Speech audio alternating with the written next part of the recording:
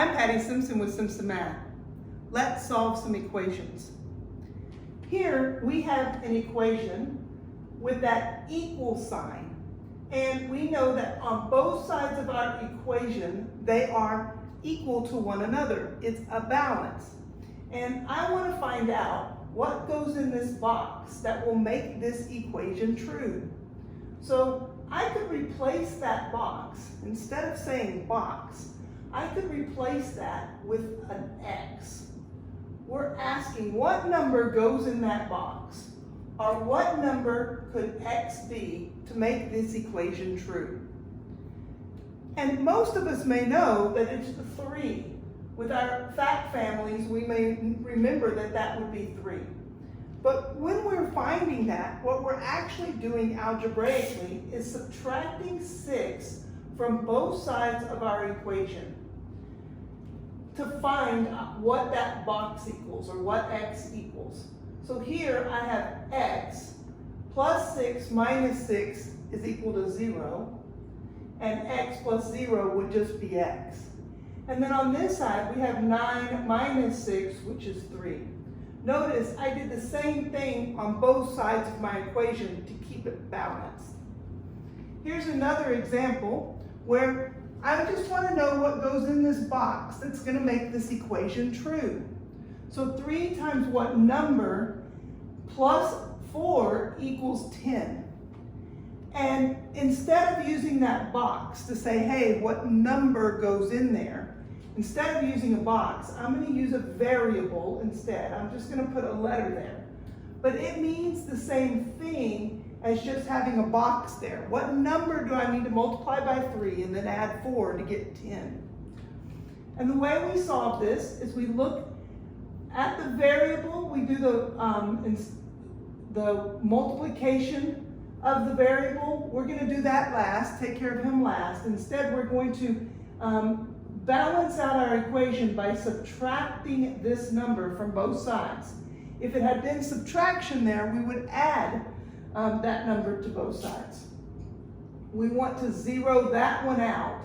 And if we do it on this side of the equation, we also have to do it on that side of the equation.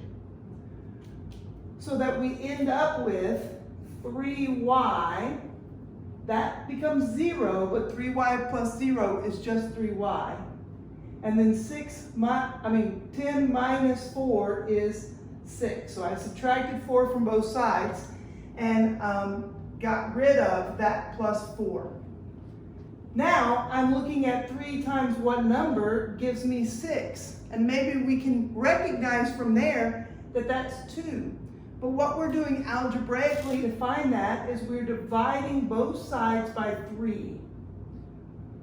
Again, whatever I do on one side of the equation, I have to do the same thing on the other side of the equation to keep it balanced. And this 3 divided by 3 is just equal to 1. So I have 1 times y, which is y, and 6 divided by 3, which is 2. So we have solved both of these equations. We could put 3 back into that box, and we would get 3 plus 6 does equal 9. Our equation is equal on both sides. Here, if I put 2 back into that box, back in for y, 3 times 2 would give me 6, plus 4 would make the 10. This one's a little more complicated. I would like to be able to do the same thing, but notice that here I have x's on that side, on the left side, and I have x's on my right side. What I need to do first is get all those boxes to put the number in. It needs to be the same number on this side as on that side. So to help me do that, I'm going to get those boxes or those x's on the same side. So the way to move that, that number is just to zero it out on one side. But if I zero it out on one side, so here's a positive 3x. If I zero that out on one side, I have to make sure to keep my balance balanced. I have to keep this equation balanced. And so if I zero this out, if I subtract 3x's on that side, I have to do the same thing on this side. I can only combine my like terms. So I can only take this 7x and subtract the 3x from the 7x. I can't subtract it from the 12 because they're not like terms. So I end up with 4x plus 12 equals a negative 4. So 4 times some number plus 12 needs to equal negative 4. I need to find that number that's going to make this equation true.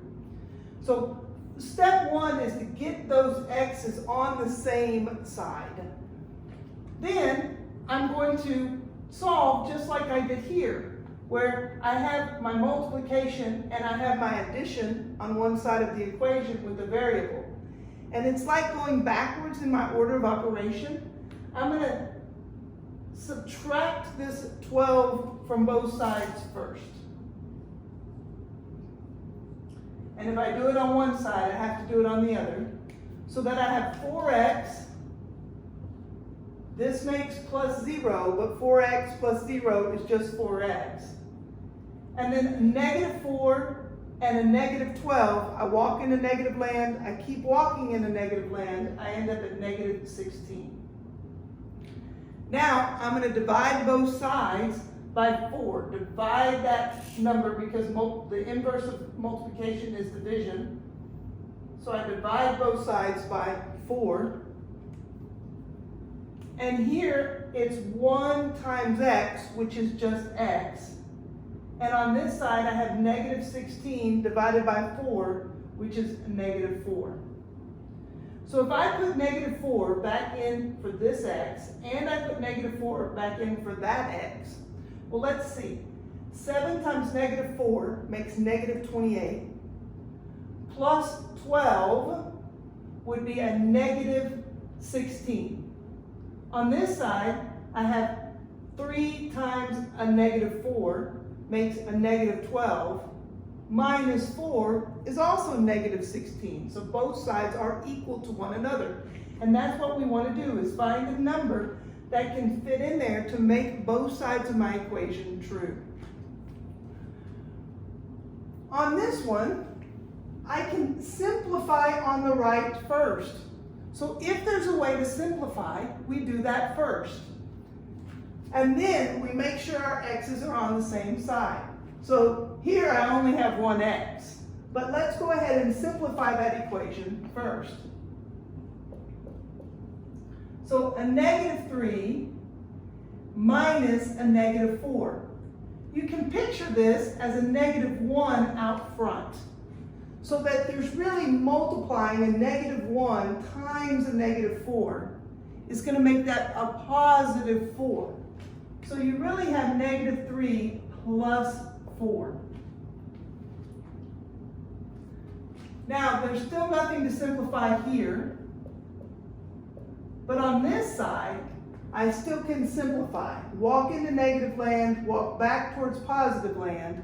So I just have 4 minus 3, which is a positive 1. And I want to know what number divided by 3 is going to give me 1. Algebraically, since this is dividing by 3, I can multiply both sides by 3 to find that number. This 3 divided by that 3 becomes 1 and just leaves me with the x. And then on the right side, 1 times 3 is 3. So if I put 3 back up in top, 3 divided by 3 is 1. This side equals 1. 1 equals 1. We've solved that equation. So we want to be able to simplify if we can simplify. And then we want to make sure that our x's are on the same side so that we can solve for that variable.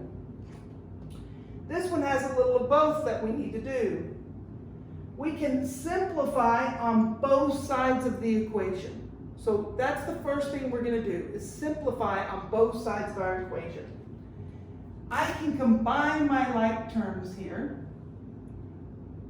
This is the only one on this left side that has an x on it. So I can't combine him with anything yet. But I can combine the 17 plus 3 to get positive 20. Then on the right, I can also combine like terms. I have a negative 3x and a negative 3x. I can combine those to be a negative 6x.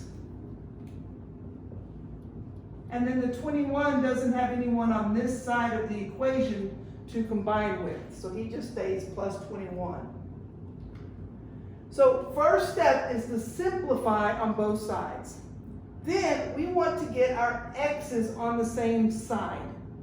So I need to either move these 7x's, negative 7x's, either zero that side out, or I can zero this one out. Doesn't matter either way which one you do. I'll do it the one here on the left, just because it's closest to me. To zero that out and move my x's to that side, since this is negative, the inverse of that is to add 7x to both sides. And remember that if I do it to one side to make this 0, I have to do it to the other side of my equation as well, to keep that nice and balanced. So, this becomes 0, and 0 plus 20 just leaves me with 20 on the left. On the right, I have 7x's minus 6x's, which just gives me 1x, which I can write like this, or a lot of times we leave that coefficient off when it's just a 1 out front, because 1 times x is just x. And then I still have that plus 21. I want to know what number plus 21 is going to give me 20. And to solve that, I'm going to use my inverse operation. So since this is adding 21, I'm going to subtract 21 from both sides.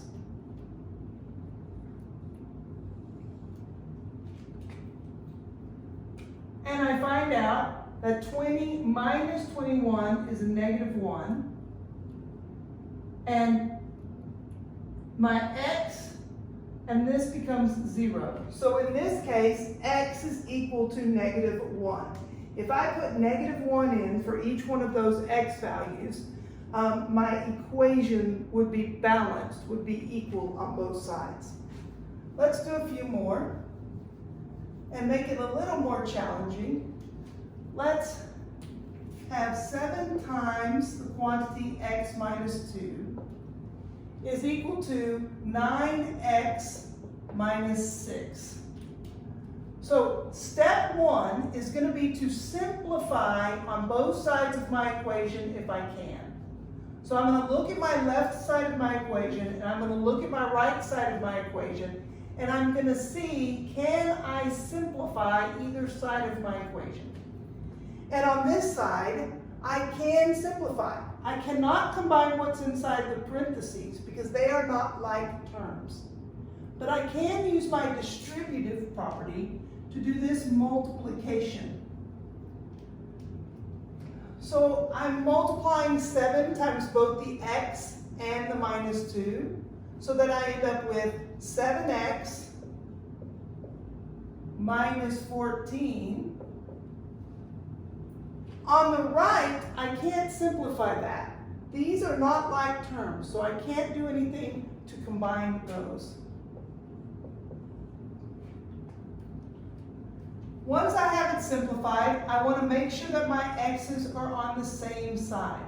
Again, it doesn't matter if I zero out this side or if I zero out that side.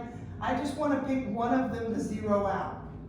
So last time I moved the one on the left. This time I'll move the one on the right. And it doesn't really matter which one. So to move this, I have to zero him out. Since he's a positive 9x, I'm going to make him a negative 9x so that that makes 0. I'm going to subtract him. And if I do it on the right side of my equation, to keep my equation balanced, I also have to do it on the left side of my equation. And I can only do the x's because I can only combine those like terms.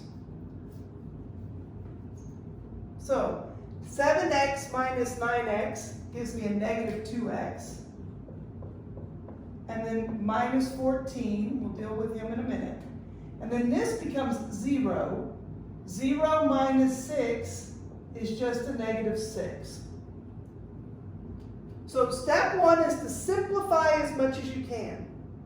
Then move your x's so that they're on one side. Zero out one side of your x's so that you have x's just on one side. Now I'm going to do the order of operations backwards to get this x by himself. I'm going to first add this 14 to both sides so that I have the x over here isolated. So I'm going to add 14 to both sides.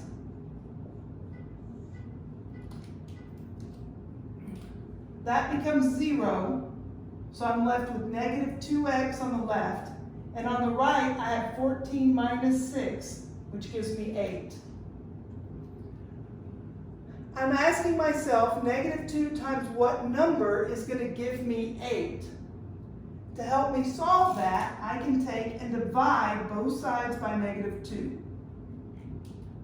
So that I have x equals, well, 8 divided by negative 2 is a negative 4.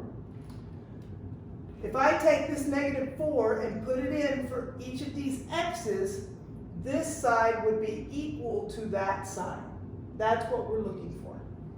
Let's do one more equation.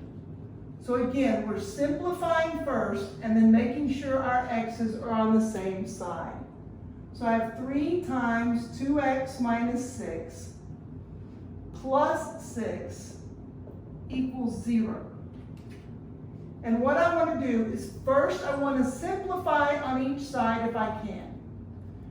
So on the left, there's a lot I can simplify. On the right, there's just nothing really I can simplify.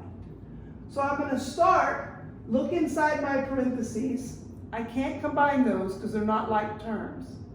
But I can use my distributive property to do this multiplication. So 3 times 2x and 3 times a negative 6.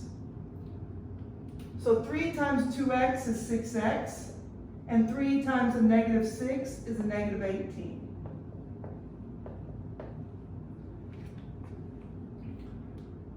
I can still simplify further on this left side. Left side, because the negative 18 plus 6 are like terms. I can combine those. So I end up with 6x, negative 18 plus 6 is a negative 12. Now, I'm going to hold this guy off, don't look at him, but get rid of anything not touching him.